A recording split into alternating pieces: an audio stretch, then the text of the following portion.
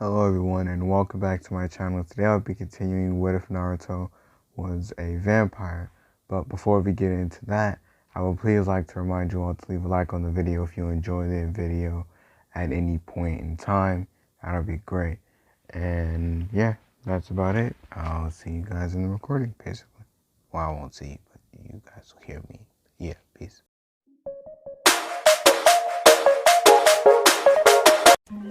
So when Naruto appears in the field with the Raikage, the rest of the Kage begin to gather, and the guards and stuff that were around that noticed it, they're basically amassing a small little group of people around them. And the Raikage tells Naruto that this is probably going to be the last time he ever gets to see sunlight, so he should take it in. And Naruto tells the Raikage that maybe he should stop being so cocky. I kind of learned my lesson, maybe you should learn yours. And the Raikage activates his lightning cloak and rushes Naruto and tells Naruto that maybe he should just learn how to stay in a boy's place. And Naruto returns in kind after getting smacked away by the Raikage, lunging up and at the Raikage with a unstable Rasengan, hitting him with it and telling him maybe he should try to stay out of stronger people's way. And the Raikage, confused as to how Naruto still has all this power, he begins to question, was this the right thing to do? And he sees his soldiers begin to whisper and stuff, so he gets angry and he tries to amp his cloak by going just a step further with it. And everyone knows that the Raikage has a step, he has his base cloak, and then I'm gonna say he has this basically his super, his version 2 of his cloak, where it amps his speed and his strength. But he's not very precise with it, and it burns a lot of his chakra. So he activates that, and Naruto, noticing what he's doing, Naruto tells him, basically he's thinking about how he's pulling out all the stops, and he thinks that maybe he should too. And Naruto uses, he forms a Rasengan, just about as big as, the normal Rasengan, but he, just infuses it with so much chakra, to the point, not chakra, but mana, to the point where it doesn't even look like a Rasengan anymore. It looks just this pure, just mad, this ball of just white energy. And Naruto tells him that this will probably end up killing him. And the Raikage tells him, at least this time, when he dies, he'll be remembered by dying by something that's apparently supposed to be able to kill him, or something along those lines. And they charge at each other, and in the midst of them charging at each other, Madara jumps down in between them in the 6-path Sage mode and knocks Naruto and the Raikage away. Now, the other shinobi seeing this, they all scatter, just one from every other nation scattered to go get their armies. So, the remainder of their armies. So, as they're down there, as they're gathering the armies and the armies get there, Naruto is seen unconscious as Madara, flashing back. As Naruto gets kicked away by Madara, he gets knocked unconscious, where he meets the Sage of 6 Paths and gets his amp from the Sage of 6 Paths. But when Madara looks down at his the arm that he used to smack Naruto and his jutsu away with, the jutsu exploded on Madara's arm. So Madara looks down at his arm and he sees that it's basically gone. There's almost little to nothing left. It was when it was just a little bit weaker from this set like the 8th gate guy, like final technique right before, you know, he burnt out type shit. Like it was just a little bit weaker than that. And Madara, realizing that that could be a problem later, he tries to start locating Naruto, but Naruto, since he's incapacitated, his chakra levels drop dramatically. So if you can't sense mana, you can't sense Naruto. So Naruto waking up after getting this amp, he sees Madara wreaking havoc, but like in the midst of Madara wreaking havoc, he sees like this little black thing like come up on the Zetsu body, and Madara turns around and he gets stabbed in the stomach by the black Zetsu. And and Madara, confused and like angry, of course, he starts looking around, like not looking around, but like he looks at the black Zetsu, asking him why, and the black Zetsu tells him that he only did this to get his mother back, to get all of their mothers back, the rightful ruler of this, you know, this world. And like Naruto, like kind of like, because he did his research, so he kind of knows who Kaguya is just a little bit from like the rumors and stuff that he was able to pick up on in books. So like he immediately notices what's going on, and like he starts trying to look around for Sasuke if he's anywhere to be found. So like yeah, like he's just looking around for him, seeing if he's anywhere to be found.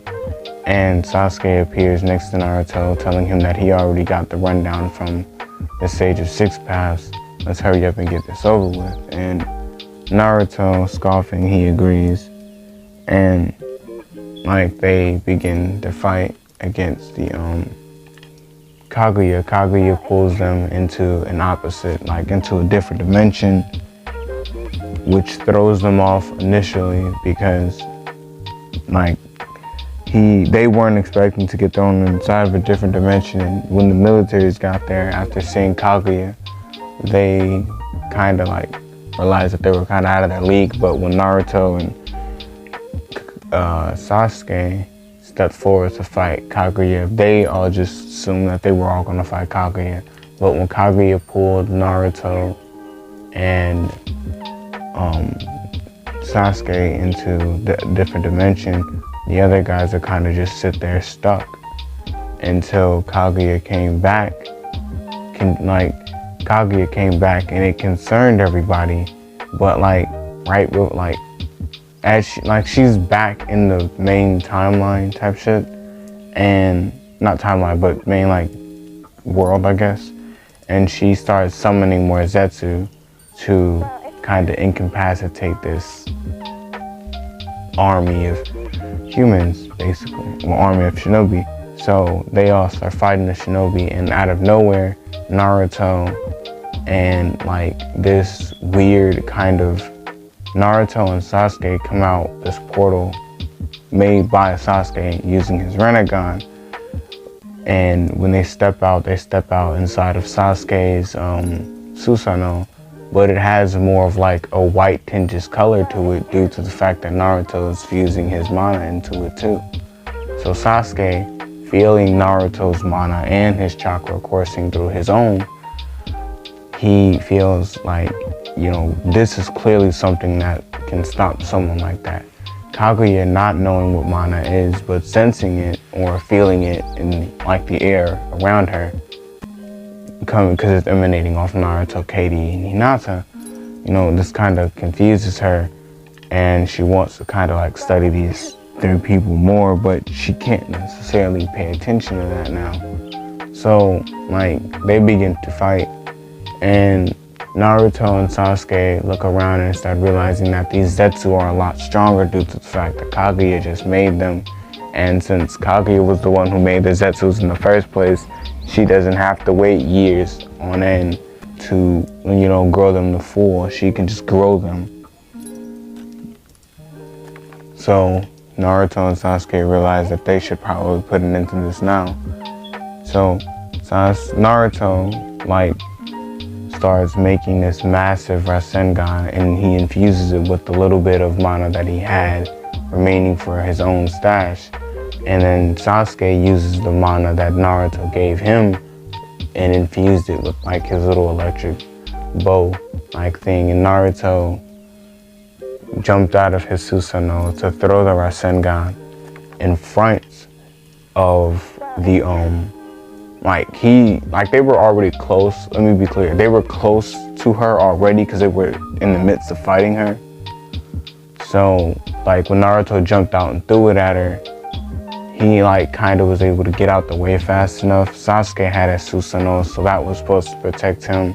And like Sasuke shot his thing at her, which like when the dust cleared, she was pretty banged up, but it didn't like put her down and out. It like dazed her long enough for them to grab her and seal her back away, but it didn't like, you know, kill her as they assumed that it would. So Naruto and Sasuke realizing that one of these days she could become another problem, but like Naruto notices that Black Zetsu is trying to escape, but he realizes that on the off chance that she could possibly be turned to good, she could be a very valuable ally. So instead of just disintegrating Black Zetsu, he seals Black Zetsu away inside of a separate container, stashed away inside the Leaf Village, if that ever needs to be a case where they would have to bring Kaguya out to fight another person just about as strong as her.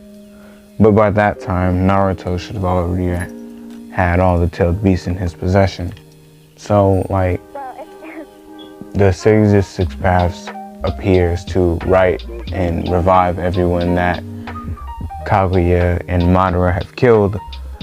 So like during the midst of all of that, the Raikage finally is able to like, because the Raikage was in the midst of fighting the Zetsu too. He couldn't necessarily fight Naruto or like anyone else really, so he was just trying to, you know, survive the Zetsu onslaughts, because that's exactly what was going on. Every time she would push Naruto and Sasuke back, she would summon like 1,000 more Zetsu to just like trying to like just run over them, basically. So Naruto with the rest of the Kage are trying to decide what they're going to do with the tailed beast, and Naruto tells him that he should at least be able to keep the 9 tails, and like he should at least be able to keep 2 of the tailed beasts. And like the other village, like the other Kage, like they kind of like shrug it off like, yeah, he did kind of just save the world, so there's not really, I don't see a problem with that. And Naruto goes and he takes the 9 tails and he takes Son Goku, and this initially kind of makes the Stone Village mad, because they kind of wanted them Son Goku because he had lava style and they're an earth based, you know, you kind of get what I'm going, you know, yeah. So like Naruto kind of just shrugs it off, and like, hey, you gotta be quicker than that. So like Sasuke asks Naruto like, what is he planning on doing? And like Naruto looks at the Raikage and tells him that he's gonna go take over the Stone Village. Not the Stone Village, but the Cloud Village. And the Raikage tells him that he's not going to. And like before the Raikage could power back up into his cloak, or you know, the rest of the Cloud Shinobi could do anything, the other Shinobi, like all around them from all the other villages, turned on them. And initially this confuses the Raikage, because the Raikage would have assumed that they would have stayed out of this matter. So the Raikage, confused, asks them what do they do, asks them what do they like plan on doing. And the rest of the villages tell, like the Kage tell like the Raikage that due to the fact that they could have all, like the summit could have been over and none of this would have even have happened if we would have all just agreed on one thing. Instead, you have to come out here and fight and almost risk the lives of all of the Kage and their subordinates due to the fact of your pride. With that being said, we're gonna put you under arrest for, the endangerment of your entire village. You are clearly not fit enough to lead a village. And this pisses the Raikage off and confuses it, and kind of makes Killer Bee mad, but Killer Bee knows that at any given point, Naruto or anyone else strong enough to do something could just snap him and that'll be it. So he kind of just takes it on the chin, and Naruto tells Killer Bee that he should become the Hokage, like the Cloud Hokage, but Naruto himself is going to rule it from the shadows. And he's going to do the same with the Mist Village. And the Mist Shinobi kind of just surrendered because they weren't trying to, in the Mist Shinobi were more or less just mad at the fact that Naruto was able to gain so much power. So the Mist Hokage or the Mizukage was also put under arrest, but they came willingly. The Raikage tried to fight it, which resulted in Naruto having to abruptly end his little rebellion. So unless y'all want to go into the Boruto saga, which y'all probably aren't going to want to, this is definitely the finale.